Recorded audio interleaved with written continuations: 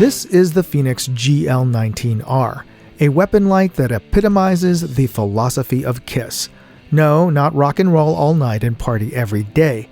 Keep it simple, stupid.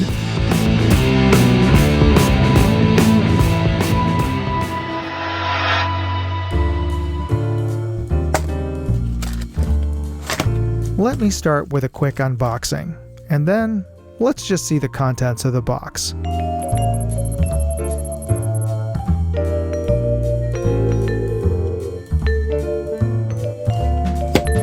This is the Fenix GL19R. It is a 1200 lumen weapon light, but most people will use it as its primary intention as a pistol light.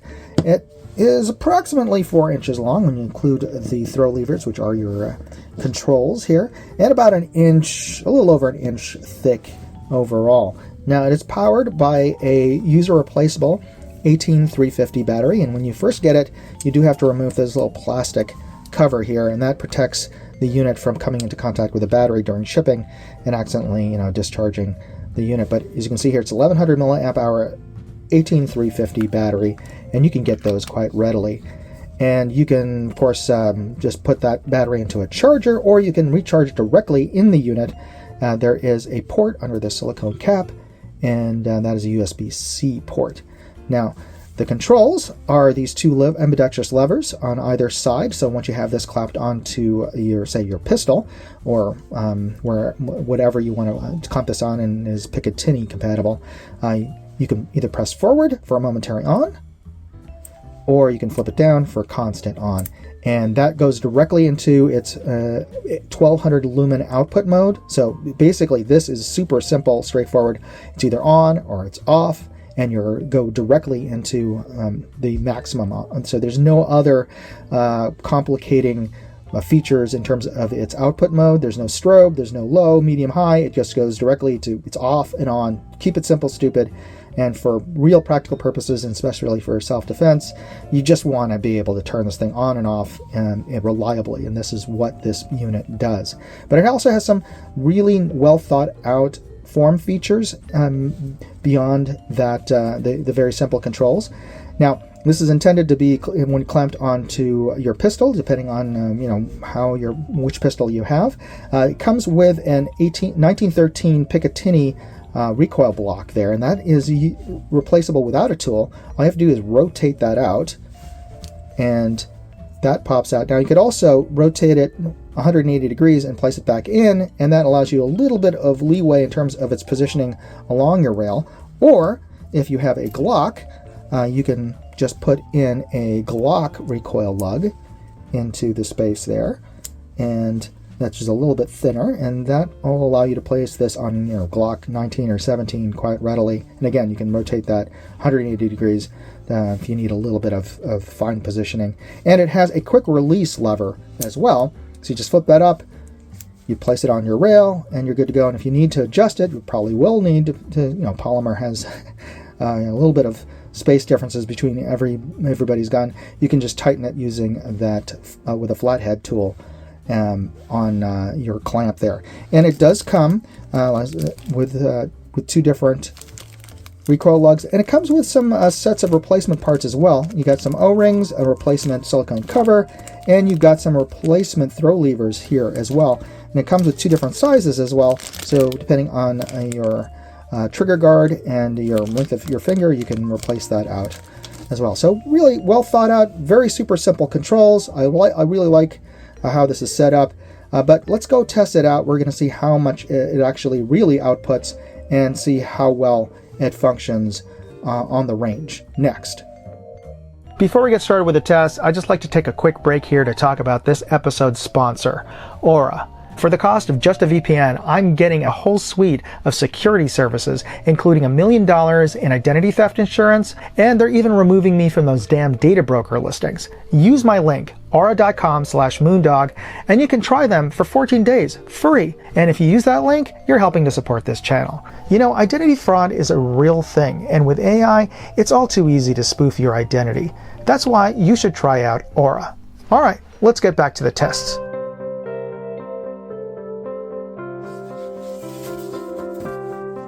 I fully recharged the battery before starting the test and let the unit run for about 10 seconds to warm up the battery chemistry. As you can see, my testing rig is not a NASA-designed scientific instrument, but I have calibrated it to a reliable 100 lumen light source.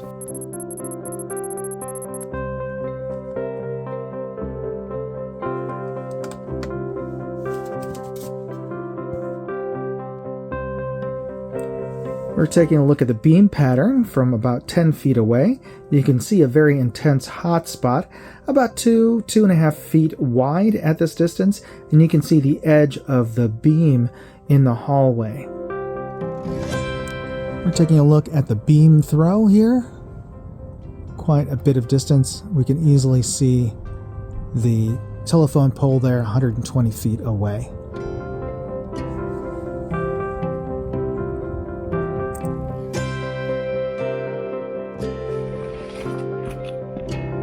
Industry standard drop tests are from 1 meter or 3 feet. I'm going to drop it from 6 feet twice onto rocks and dirt, so we'll see if it still works.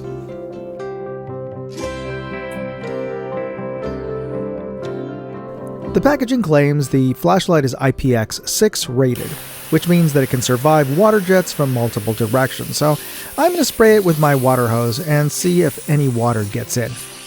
IPX6 flashlights cannot survive a complete submersion underwater, but I'm giving it a pretty thorough soak, so I think this will pretty much survive any typical rainstorm.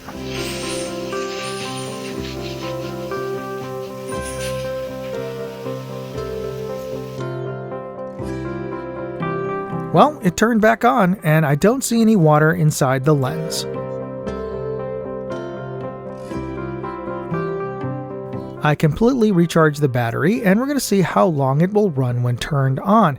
The manufacturer claims it will run for 55 minutes, but don't worry, I'm not going to make you sit here and watch this for 55 minutes, though that would be great for my analytics and YouTube watch time. Instead, I've set the camera to time-lapse mode. And the flashlight stopped at 43 minutes 14 seconds, which is a wee bit shorter than 55 minutes. But to its credit, it kept a bright beam up until the very end. And because this unit has a user replaceable battery, your runtime may vary depending on what battery you put in there.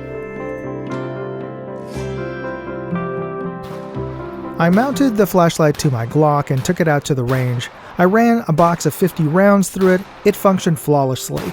No flickers, no malfunctions. I'd like to thank the folks at Fenix for sending out this weapon light for me to test, but before we start talking about it, I'd just like to point out you're still watching the video at this point, which probably means you liked it, so don't forget to hit that like button, and hit that subscribe button if you're not already a subscriber, because when you do that, you're telling the algorithm that this is the kind of content you like to watch, and it's more likely to suggest other videos in this genre and other videos I've created. And if you do like my content, well, you should check out my other channels. I've got a gadget channel where I review EDC Lite. Check out Moondog Reviews. And I have a travel channel, Moondog Go, where I post up my trips and good eats. In fact, on my last trip to Vegas at SHOT Show, I got a chance to meet the folks at Fenix. And that's where I first got a chance to check out the GL19R. And I know that's a lot of numbers and letters, but this is an excellent EDC light. What I like about it is not only does it have really great construction, it is super bright, it has an amazing throw, but it is also just a simple weapon light.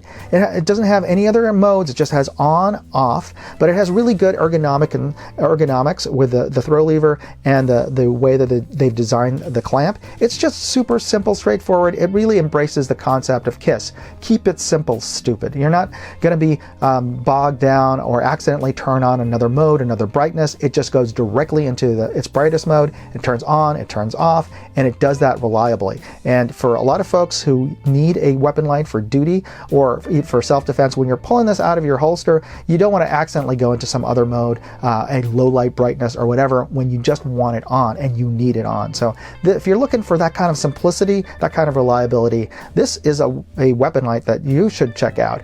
Let me know in the comments if you think that weapon light should have some other modes, maybe even strobe or whatever, but a lot of folks are just looking for this kind of simplicity, and if you are too, I've included product links as well as more information in my full full write-up at moondogindustries.com.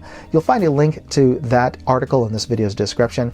Use the links in that article and you help support this channel. And you can always help by hitting that like, subscribe, and notification bell buttons. So thanks for taking the time to press those buttons, and thanks for taking the time to watch this video.